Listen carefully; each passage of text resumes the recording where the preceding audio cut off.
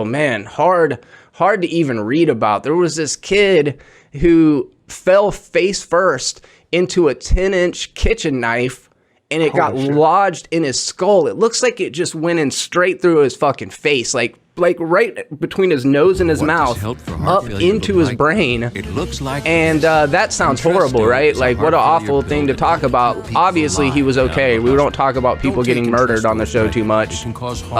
So he went into surgery, and they were able to somehow remove this knife that was lodged in his brain that had nicked one of his, like, main arteries, which he brain damage, man, like, just in the first place, that shit's dangerous. So this 15-year-old Kansas boy was able to get a 10-inch knife pulled out of his head. Is like, I mean, I'm assuming, how's his face look? Did they show a picture afterwards? No, they didn't put it in this article. All I've got's x-ray pictures. I don't want to see what, and I don't know, how do you breathe a sigh of relief if you don't have a nose? Like, it's crazy. That's unreal, man. Like, it's amazing what modern medicine the human body can take in general. Yeah, it really is. It really is. I knew a guy who got shot in the head, and he literally had like a chunk of his head gone, like it was indented in and gone. And he had some issues, but he lived. I was going to ask if that, like, there's just some things you don't think you can walk away from. Getting shot in the head, getting stabbed in the face. Like, it is crazy, though. And like you said, I guess modern medicine has to play a huge factor in that. And then, obviously, the fact that the mom's instinct wasn't to pull the fucking blade out of his head on her own, that she took him down to the hospital, probably saved his life. Yeah, if she would have pulled it out, it'd have been over. Can you imagine taking your kid to the hospital with a fucking kitchen knife sticking out of their face? That had to be horrifying for the mom. Just seeing that has to be just so traumatic for her, of course, and the kid. It's just, I mean, thank God he's all right. But man, that's, because I'm assuming you said it went right in between, like, yes, their nose, right where you're pointing and at that same angle. If you just followed through with that, I know, dude, it could have hit him in the eye. And then also, too, like, I don't know how big the face is, but a kid's face is smaller, so it's essentially like a giant knife on us proportionally. And, you know, when they say 10-inch knife, I'm looking at the picture, I'm weighing this thing out. It's not going to make a big difference, but we're talking tip to hilt, not 10-inch blade. Yeah, but still, I mean, that's... Ooh. Yeah, it's a 5-inch piece of knife in your face. Yeah, so usually blade ratio is about half, or 40% handle, 60% blade. So that's still a lot of blade in the kid's face. Oh man, you ever so yeah, apparently the kid was roughhousing out in the yard, playing with the knife, tripped, fell on it, landed on it. Have you ever had a pretty bad accident? What's the worst accident you can think of? So I was like I think I was a teenager, and I was carrying a TV down a porch, and I stepped on the cord and I slipped. Oh shit. And I looked down and my foot was completely turned inward, and I pushed it back in myself. Oh no. And pinched nerves and shit when I did it, and then had to go to the doctor the next day so they could reset it because my ankle had swelled up. Damn, that is bad. That is bad. That was probably my worst. I was a safe kid. Like, I didn't do too many extreme things to hurt myself too bad, but I was riding a bicycle barefoot one time, like you do in Florida. And there was a bunch of lumber, like pine trees had been cut down and laid the same parallel to the road, right off the side of the road. And as I'm riding my bike, my little pinky toe was just dangling off the side of the pedal. And I made that rotation and caught my pinky toe right at the front of one of those pine trees and just snapped my pinky toe completely backwards. Same kind of thing. I'm freaking out. I get off the bike and I'm looking at it. I'm like, oh my God, my toe's dangling off my foot. And my friend Mike Mixon, Mike DeVito was with me. And he got on his bike and he hauled ass back to my house to tell my mom, oh my God, Jeremy's up the road. He just now broke his foot super bad. And my mom... I think her quote to Michael was, "You're so full of shit." And then she gets up there and I'm just like, "Ah!" But I didn't have to do anything to it. I just like popped it back into place, and you can't do much with a toe injury. So So that was the extent of it. Not exactly equal to a knife in the face. Have you broken a lot of bones, or not many? 6 orbital fractures in Holy shit. my right eye.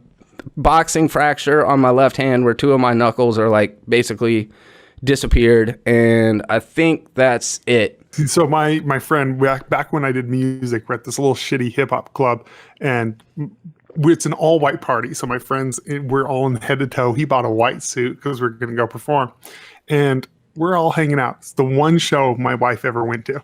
And he goes outside to smoke, and he comes back in just drenched in blood because he got jumped by some other musicians out there. Oh, God. And his eye socket was all destroyed, and his eye was just like yellow.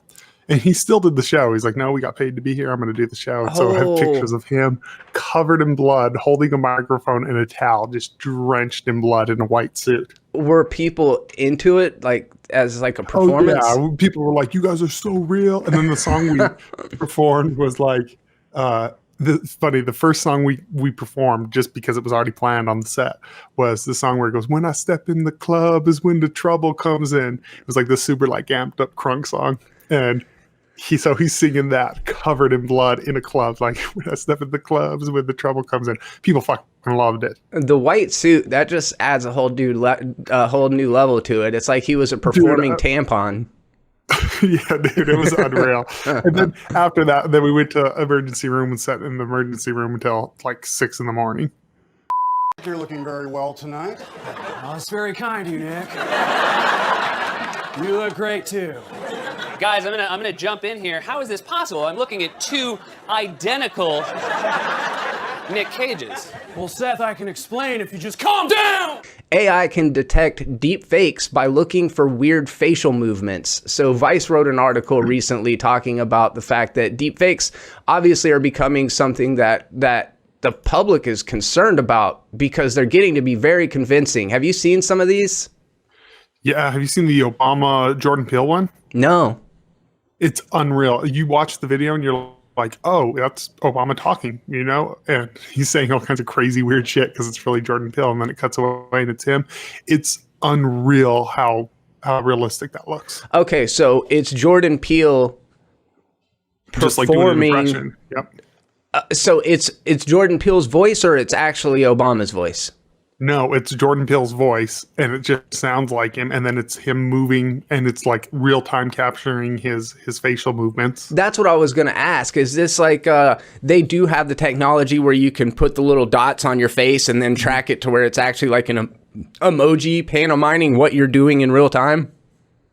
In this one too, the technology's gotten so good, you don't even need the dots anymore. Entering an era in which our enemies can make it look like anyone is saying anything at any point in time.